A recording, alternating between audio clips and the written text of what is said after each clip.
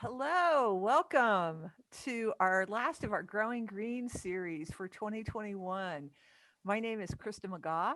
I'm the Executive Director of Tecumseh Land Trust, and this series is a part of our Jacoby Partnership, which is a regional conservation partnership that we have embarked upon. We're about midway through a 5-year project with one of our principal partners being the Natural Resource Conservation Service. We have 13 partners Sorry, excuse me, altogether. Krista. Would you mind speaking into the microphone a little closer? Okay, hello. Can you hear me okay? It's a little better. Wow. Okay. Well, I'll try That's not better. to. Okay, I'll try not to repeat myself, but sorry for being kind of hard to hear at this point. The Regional Conservation Partnership that this series is a part of is a national effort to really try to become more innovative about conservation work in order to improve water quality and to maintain good water quality. Quality crises in the last few years have been something that have been very dramatic to people. And uh, I'll get through this as fast as I can, I guess. Sorry, some people say they still can't hear me, but I'll try to hurry and see if our other speakers maybe have better sound than I do today.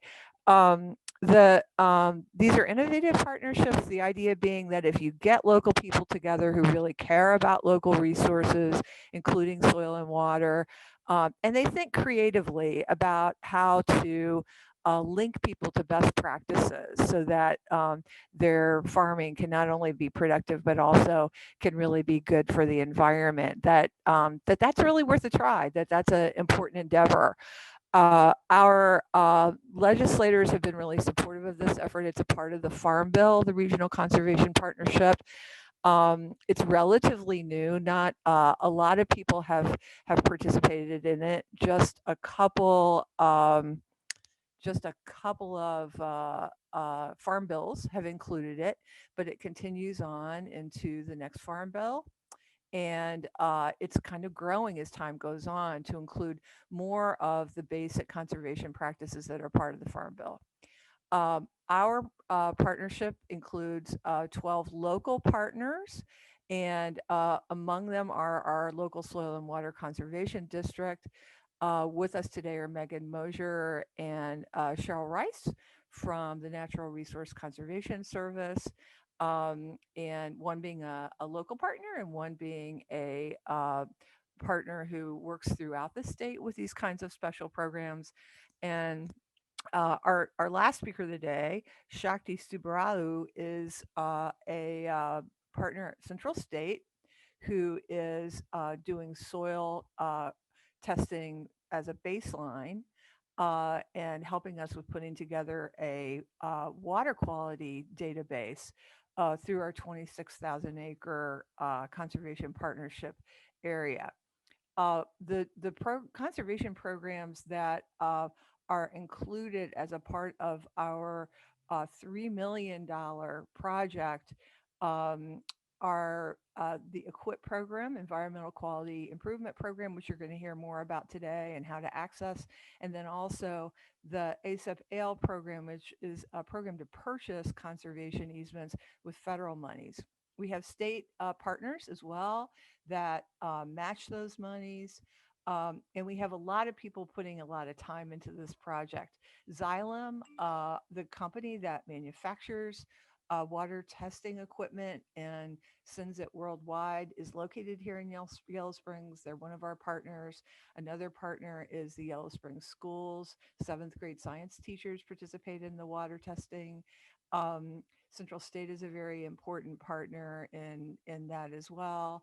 And we have, throughout this series in particular, the help of Community Solutions, Arthur Morgan Institute for Community Solutions. Rachel Isaacson's kind of in the background today, but she is our tech guru for this. And a part of the deliverables that they provide for this project are to help us with this conference every year. It was live up until last year. This year we're going virtual, and it's been an excellent series. We can put the link up, I think, in the chat so that you can go back and see the other sessions if you missed them and you're interested in it. We have covered a wide variety of topics, including profitability, local food, and climate change. The more that we get into this project, the more exciting it's been. We're seeing people use those EQIP dollars to get those conservation practices on the ground. We have several conservation easements that are in motion because of the project, and just the partnerships between all of our local partners and NRCS are just really a side benefit of this. Indeed, I think we've made this program more visible in our area, and I expect we're going to have a continuing relationship with our soil and water district and with the Natural Resource Conservation Service as we go on. So I don't want to take too much time. We're going to get on to our speakers, but a couple of housekeeping kind of things. We are going to have about a half an hour presentation from Cheryl and Meghan. And then we'll have 15 minutes of questions. Then we'll take a 5-minute bathroom break at 1:55 to 2 o'clock. We're very close to that. And then we'll have Shakti with his presentation. And he will, again, be speaking for about a half an hour, and we'll have a time for questions. And we'll wrap up by 3 o'clock so everybody gets out to start gardening or planting their garden on this beautiful day.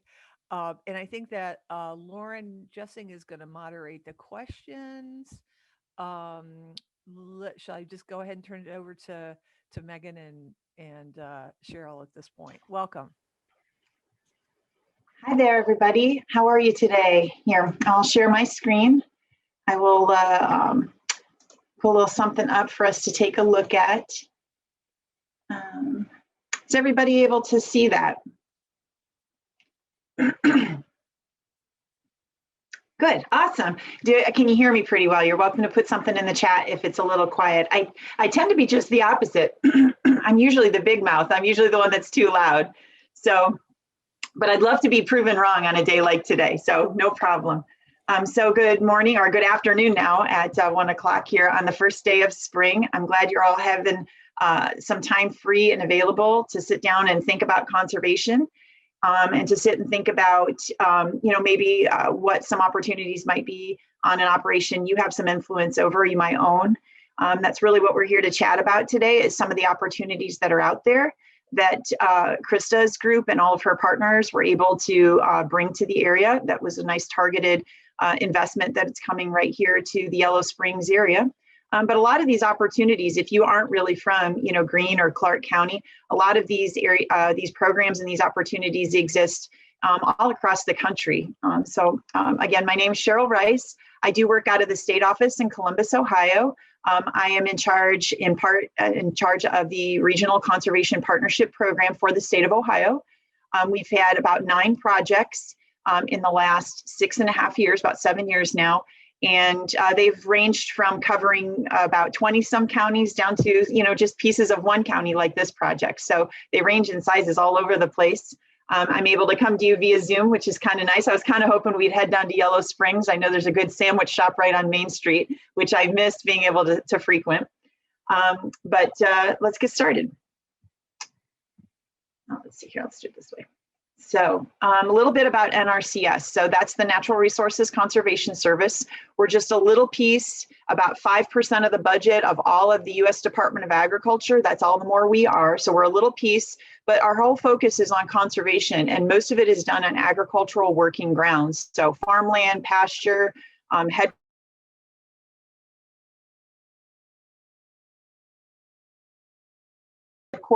forestry as well. So lots of different working ground out there in the United States. And so what's exciting about that is, the bulk of where conservation really needs to happen isn't held in public ground. It's actually held in your hands in private landowners. And we're able to work with you through our technical help and our programmatic help to get something changed in your operation. And we were started back in the 30s after the Dust Bowl. So one of those nice environmental disasters we caused for ourselves. We were there in response to that to help out at the local level. And Meghan will talk next. And Meghan's your local person right there in Greene County. And so she's going to be able to tell you some of the nuts and bolts of when you walk into her office, what she might need her about. But again, most of the work that people do with us is voluntary. So they come in and are asking for help or asking questions or for some technical information. And again, there's some technical as well as fiscal help, financial help that we can provide through, like Krista mentioned, the Farm Bill, which is a big piece of legislation that happens about once every 5 years. And it sort of has all the programs, all the total USDA budget, the bulk of it comes through that. And again, we're that little piece of it for conservation. So just a quick number so you understand the scale of what we're able to do and what this project was able to bring to your area. NRCS invests really an average of about $8 million a day nationwide in conservation that helps landowners change up what they're doing, solve problems, and move their operation into the future, really, of technology for agriculture. We provide this in a couple different ways.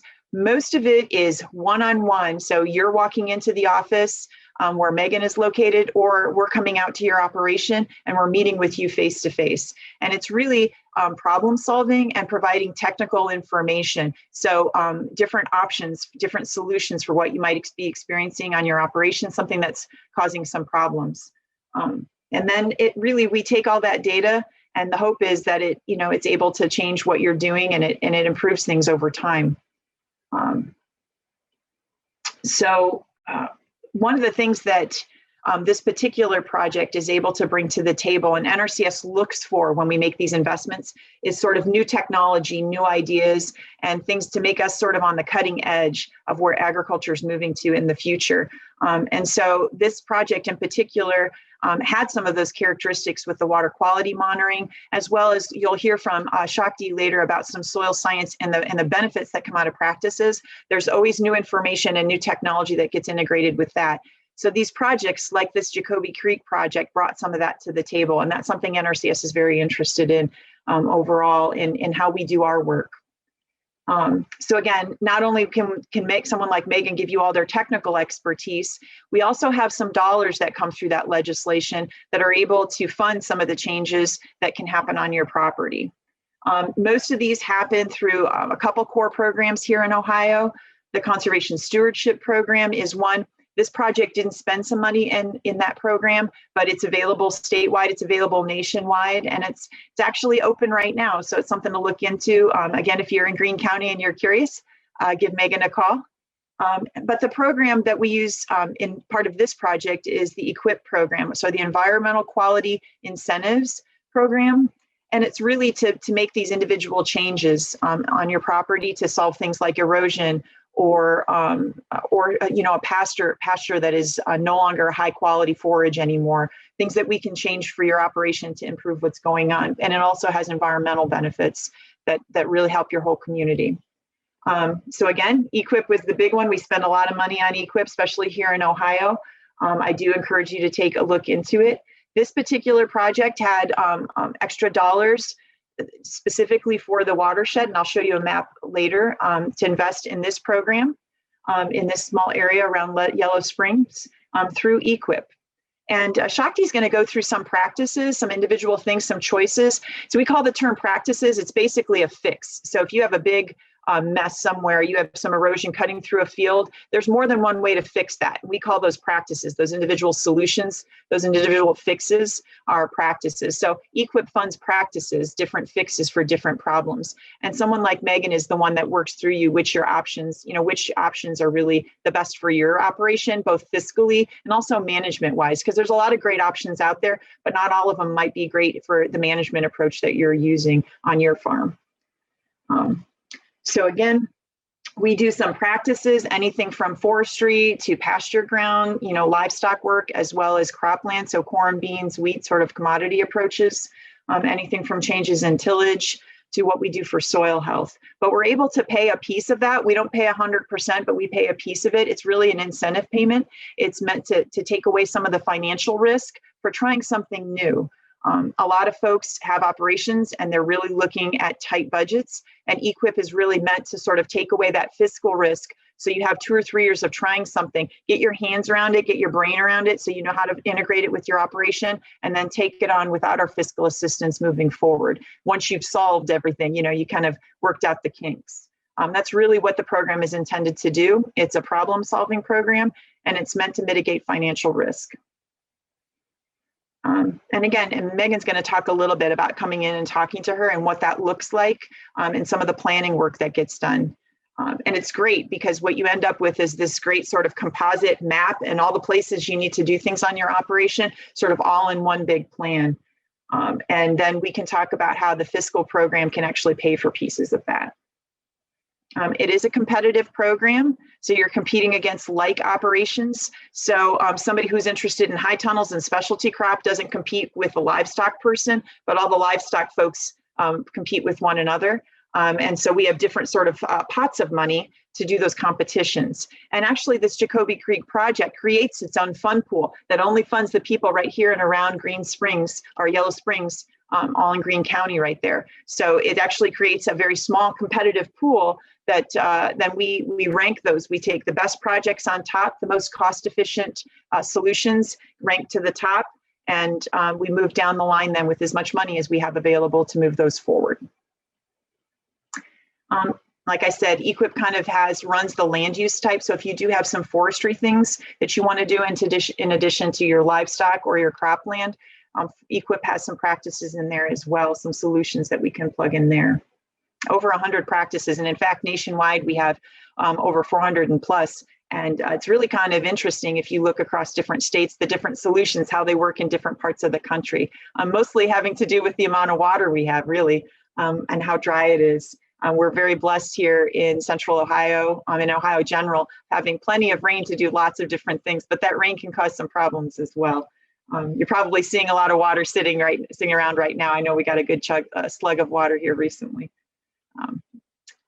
The other piece of this project I wanted to bring up, Krista brought it up as well. We also inside NRCS do easement programs. So we assist local land trusts like Tecumseh Land Trust in purchasing with state money and federal money, pulling it all together to purchase easements for landowners. Krista's really the expert in this. What I love about easements is it's really a legacy building tool. If you're really looking at an operation and really protecting that, moving into the future, so it doesn't end up in a whole different land use and a whole different sort of framework, ag land easement is a really great working ground. If you can put an easement on a property and keep it working in agricultural operation and still keep it in the family, in the however you want to do that legacy piece, and it protects that into the future. And we're able to help to do that. We have a couple great staff people that really focus on this. Abby McLean is our staff person at the state office, and she manages almost every single one of these with some help at the field office level. She does a great job. And the process takes a little bit of time. Krista will tell you, easements are no short order, but it's very valuable in the long run. And there's some great tax benefits in the long run. And really the development benefits over time and that legacy piece, I think, are the most valuable. And again, we call everything by letter. So we call ag land easement ALE, but that's all it means is agricultural land easement. And again, it lets you continue to operate a working farm and while having some of that easement structure in place, protection. Okay, so now we brought up RCPP. So what's the point? If we have these programs anyway, right? We have these programs statewide, nationwide. What difference does RCPP make? And why would they put a whole person in charge of it? What's the big deal? Why would they pay me to do this? Just pay Megan to do her job, right?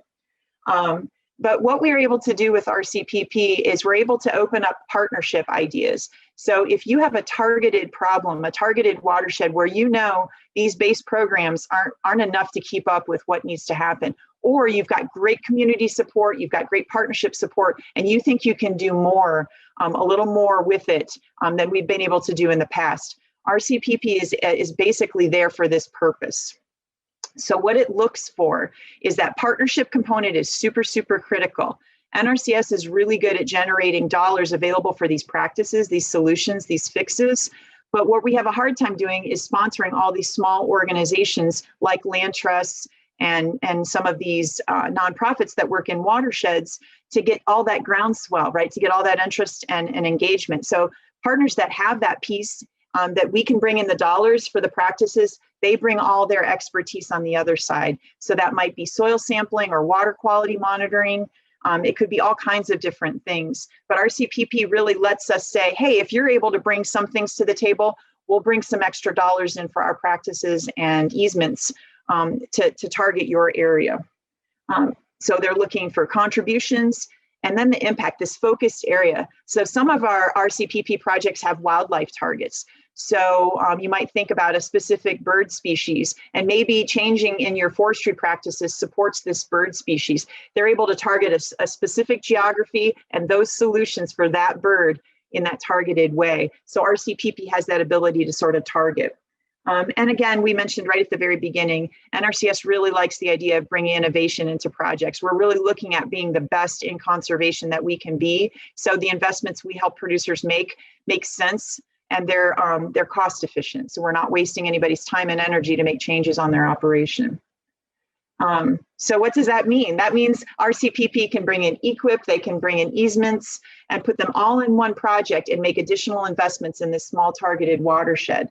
And Krista was right. The legislation as it came out, really they wanted to look for partner engagement. They wanted to look for this like locally led, local interest that brought some energy and some, some sort of momentum into investments onto agricultural farm ground. And Krista's partnership has done that. I'll list a few things.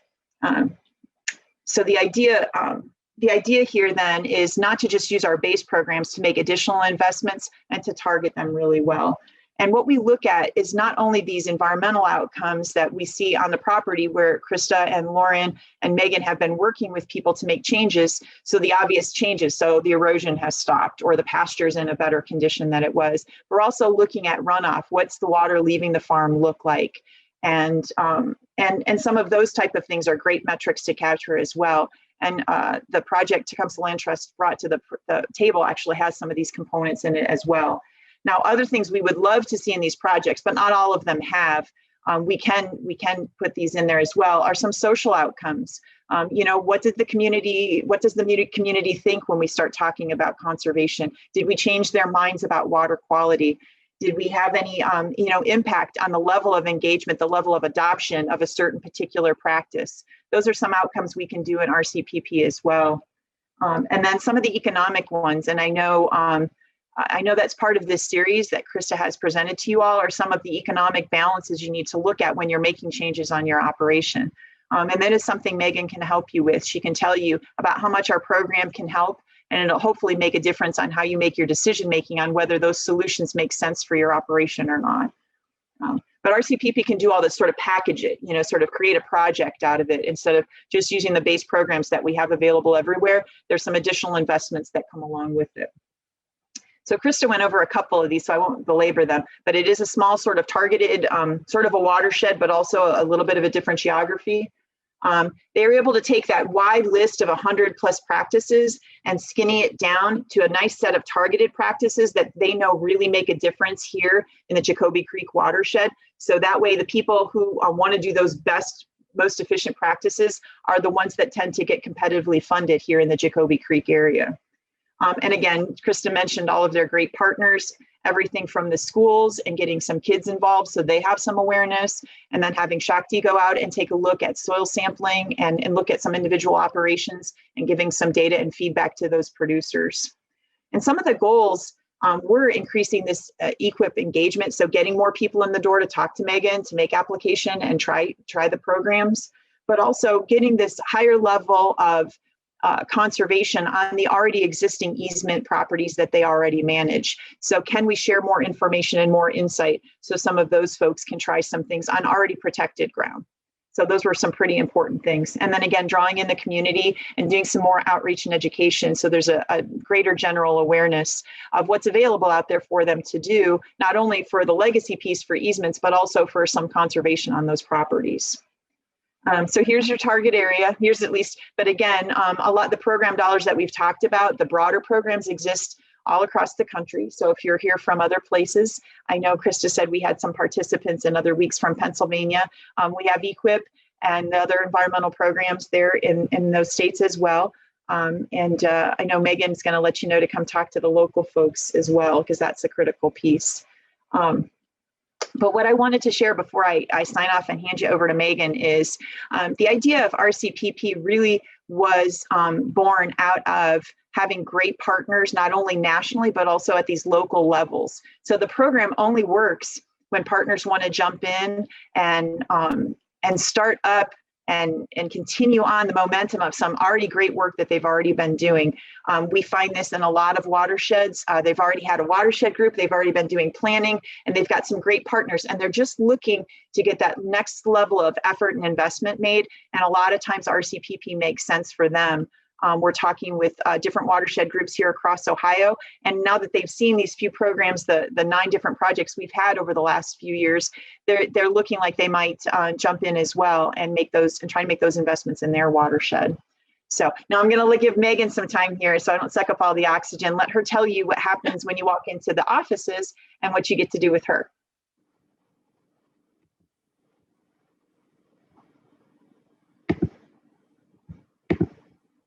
Okay, let me share my screen here. Okay, I need to stop sharing.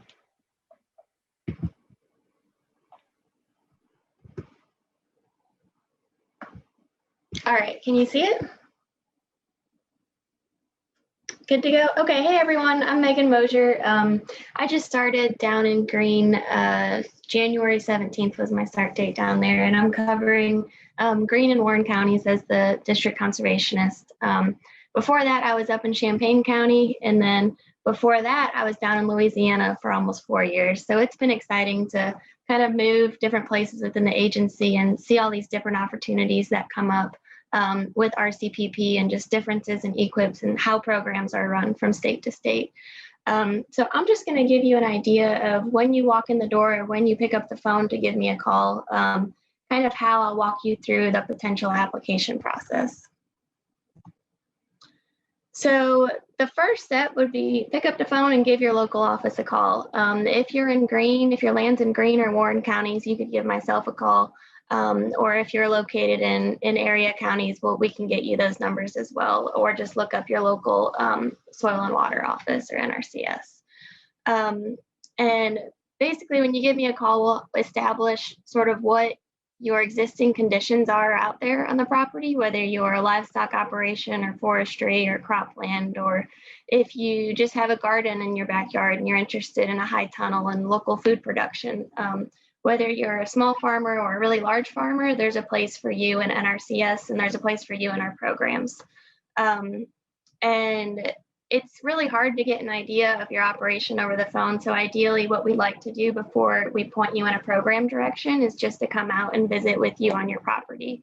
We'll walk the property, we'll talk about any sort of resource concerns that you have if you're interested in improving soil health, or if you've got a bunch of stream bank erosion, or you're having issues with pasture establishment. Whatever you got going on, as Cheryl said, there's like 100 different practices that we can pick kind of a la carte to best fit your management style.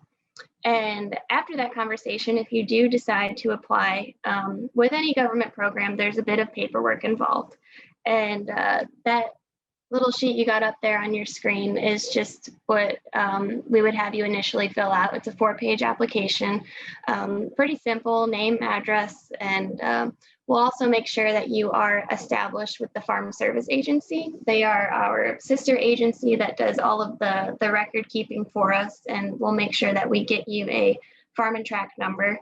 And in terms of the sign-up deadlines for EQIP, you're more than welcome to sign up at any time, but there will be cutoff dates. So generally there's a cutoff sometime in the fall, say October 1st or late September.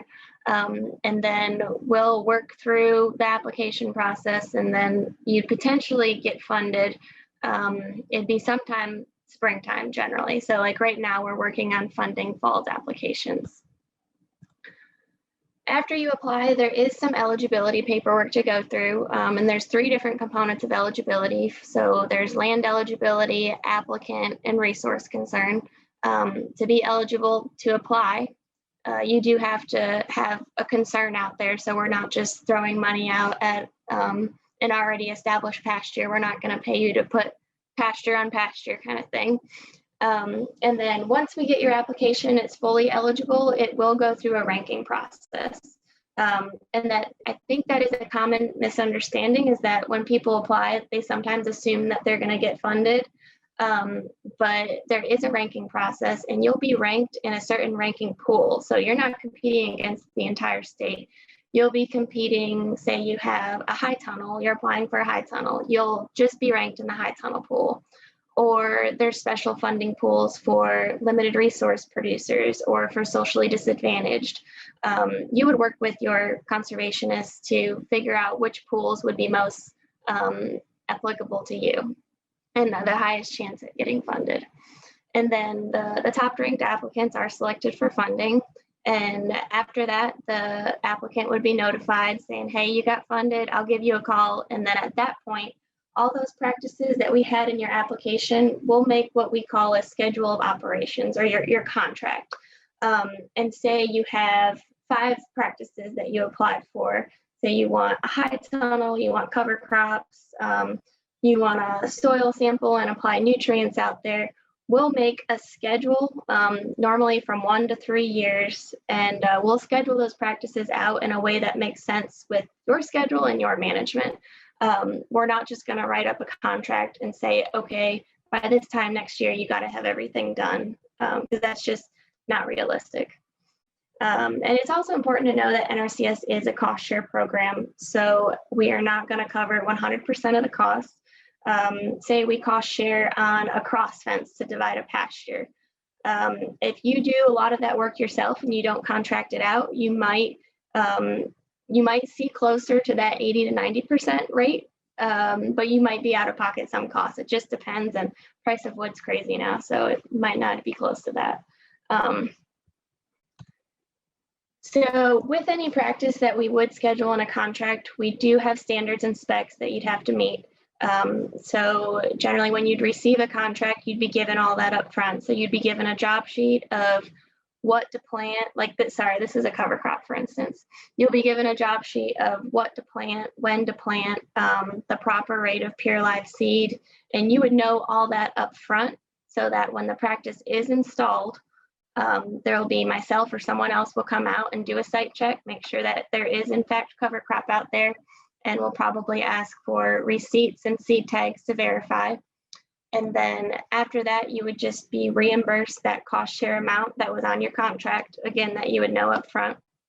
And then after it's installed, we expect you to maintain whatever practice it is for its lifespan. So say there was a high tunnel installed and somebody comes out from the 5 years from then to do a site check. And if you've got chickens and you're no longer using it as a high tunnel and for the purpose of a high tunnel, then there would be an issue there. Okay, and with beginning farmers, I'm not sure how many beginning farmers we have on this call, but a beginning farmer to NRCS is defined as anyone who has not operated a farm or ranch for more than 10 consecutive years. So if you have been filing a Schedule F on your taxes for 10 years, then you would not be considered a beginning farmer. And the good thing about beginning farmers is that they can compete in a separate funding pool, so they'll be in a whole separate ranking. So say they applied for a high tunnel, they could be ranked in the high tunnel pool and as well as the beginning farmer pool. So it just gives them an extra shot at getting funded. And there are slightly higher payment rates for beginning farmers.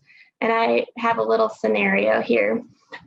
So this is a kind of standard size people like to sign up for a high tunnel. It's a 30 by 100, and our cost share rate for a beginning farmer high tunnel is $12,000. And the general cost share rate, if you're not a beginning farmer, is 10 grand.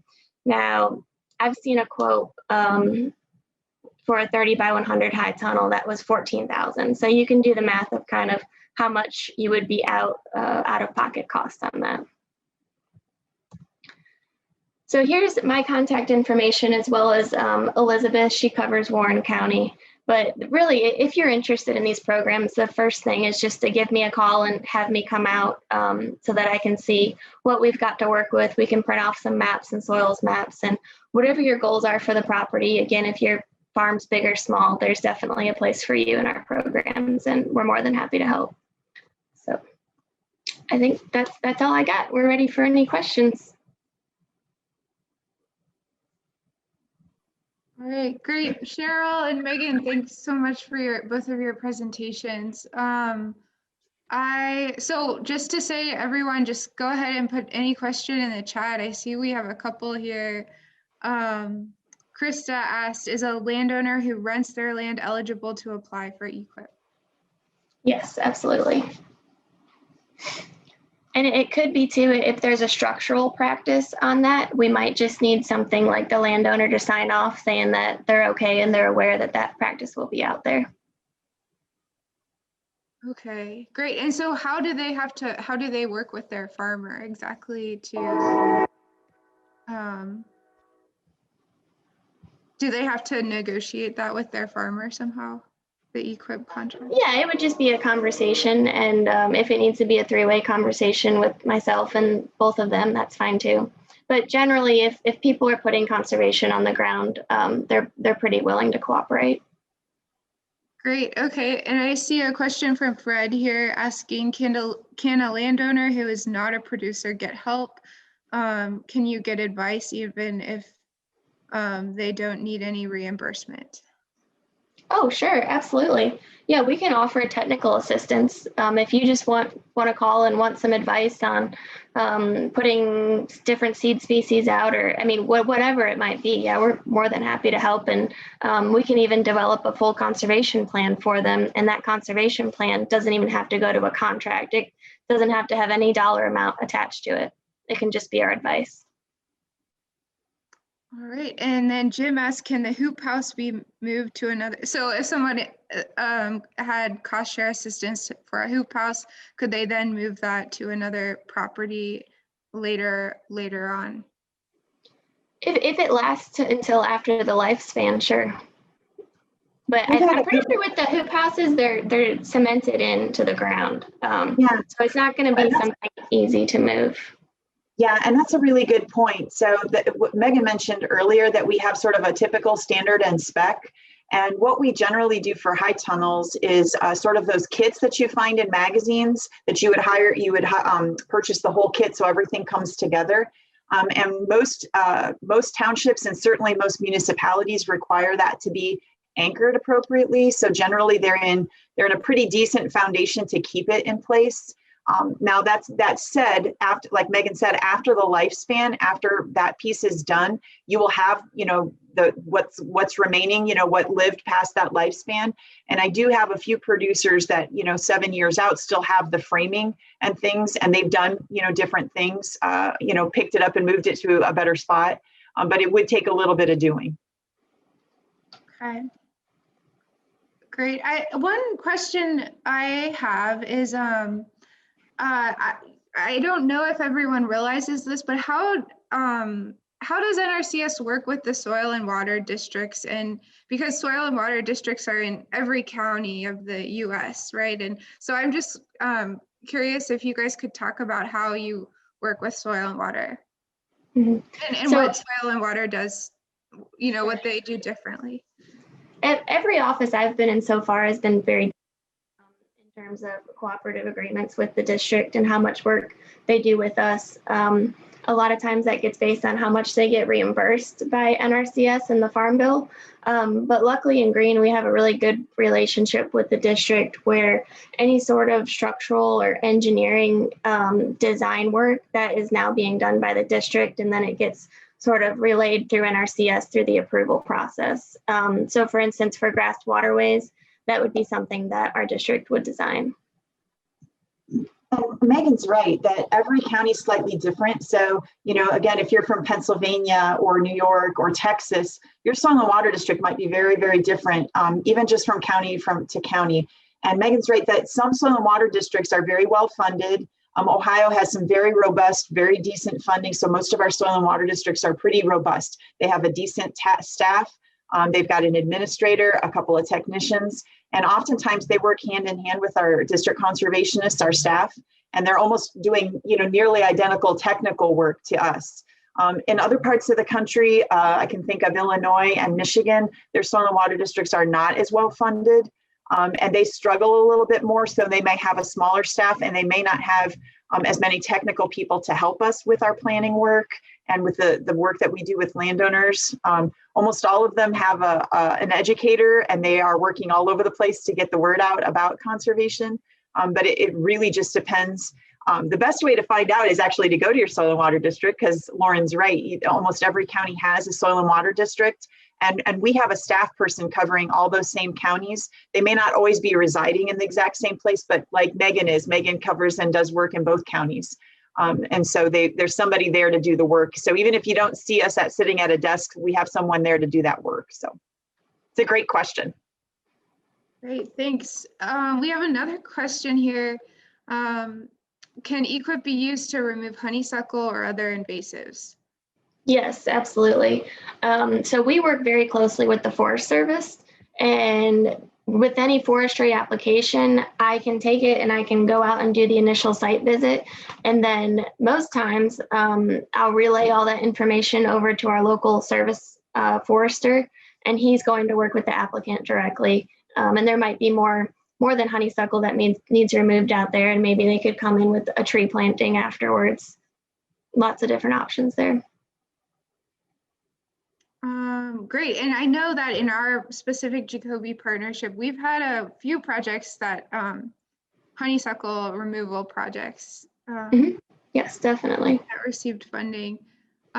So Maureen asked if a bad erosion problem is just across the fence line on a neighbor's farm, which is rented out, what enforcement option is there? Could the local soil and water district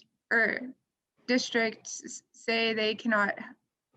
Oh, okay. So the local soil and water district said that they cannot help.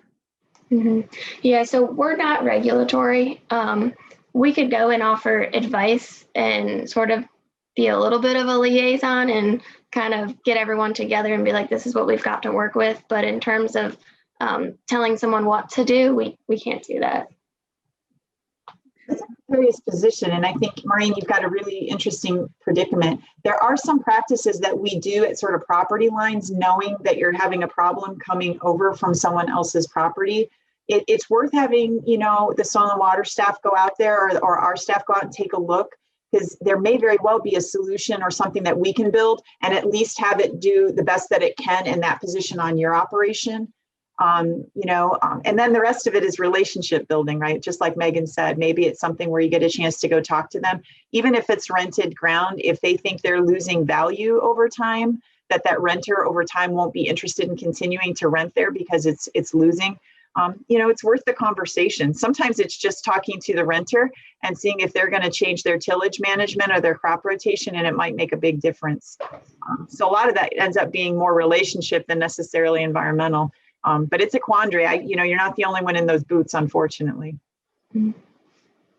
There's another question here. Does lifespan mean a certain period beyond the period of reimbursement, like cover crops for how long after the cost share assistance ends? Right. So the contract holder would get reimbursed the cost share amount, and then so cover crop, for instance, there's different termination guidelines that the participant would receive. And so the cover crop might be on the ground from, oh gosh, I don't know. It might not be a full year, because the cover crop on the contract will say a lifespan of 1 year, but actually we'll give them termination guidelines, say 2 weeks before planting, that the participant could terminate depending on the species. But I think maybe what she was asking too, like a fence, for instance, it's going to have a lifespan of about 20 years. So yes, the lifespan of the fence will be way beyond the contract period. So the contract period might be 3 years, but we would expect that fence to still be there, 17 years down the road. Yeah. And you're going to know that ahead of time, that lifespan, what's on there. Meghan gives you all that information on the front end. So you're going to know sort of what you're signing up for. If there is something that has a longer lifespan than a contract life, what you're going to be expected to maintain. So you'll know that before you get started too. So it's a great question. We get that a lot. So the larger the structure, the more that went into it, the concrete and all that stuff, they tend to have larger lifespans, and the vegetative ones tend to have much shorter ones. Great, thank you. I know I'm thinking back on our prior growing green sessions, and we have heard from farmers who have tried cover crops and had a lot of issues with them, or like a lot of trouble. And I wonder how you, so say somebody, you know, receives funding for cover crops through the Jacoby Partnership and has that experience where they're having issues. I guess, how do you guide that person like going forward beyond our project or whatever their contract is? Go ahead, Cheryl. Okay, so the most interesting part about this is Meghan has a lot of technical backup. So even if she has someone come in, and one of the ones that we hear a lot, Lauren, that your person might be talking about that was at one of the one sessions is slugs, right? So if you could put cover crops in and we get a wet fall, and then you're looking to move into the next crop, and you're now worried about slug damage on your cash crop, right? So even if Meghan can't help solve that problem, we have some people at the state office and we have some other technical folks. So they're not the only ones that have had that issue. The likelihood that they're the only one that have had that cover crop failure is about 0.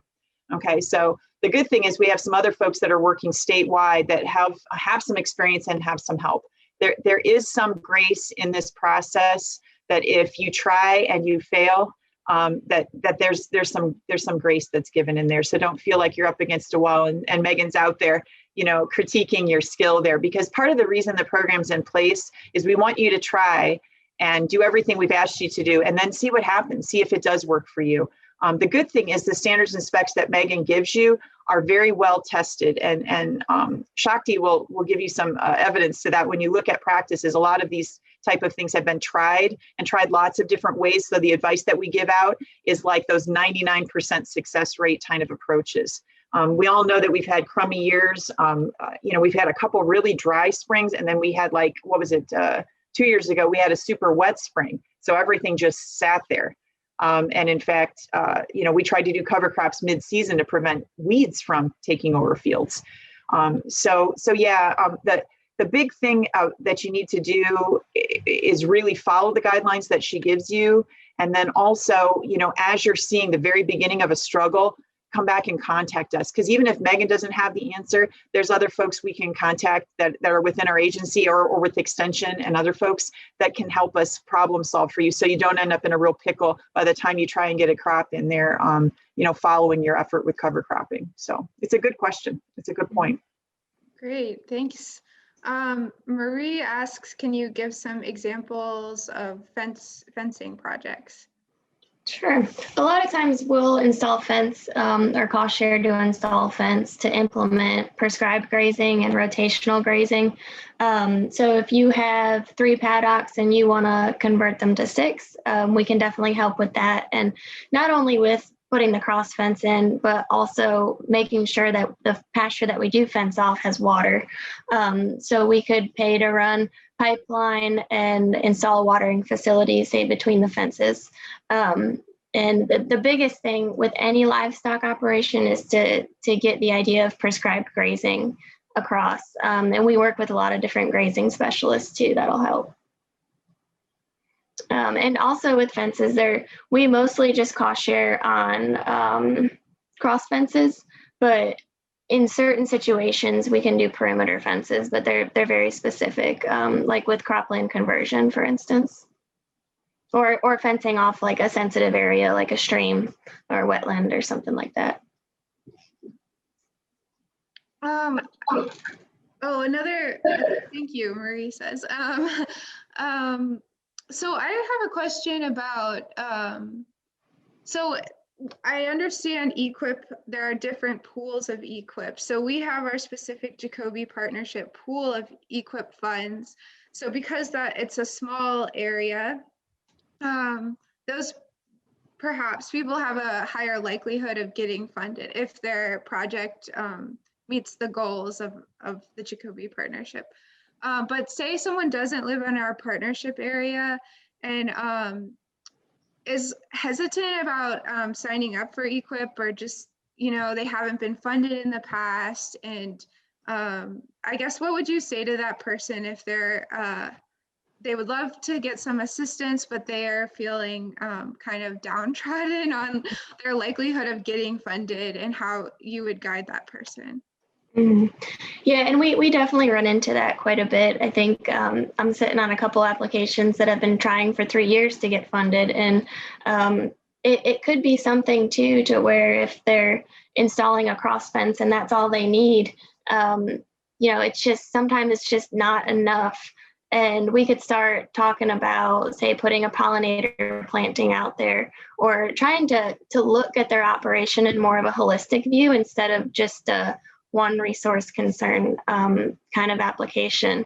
And it's not saying that they'll never get funded, but it seems like if we look at their operation in the entirety and try to fix a few more things than just one concern, then they might have a better shot.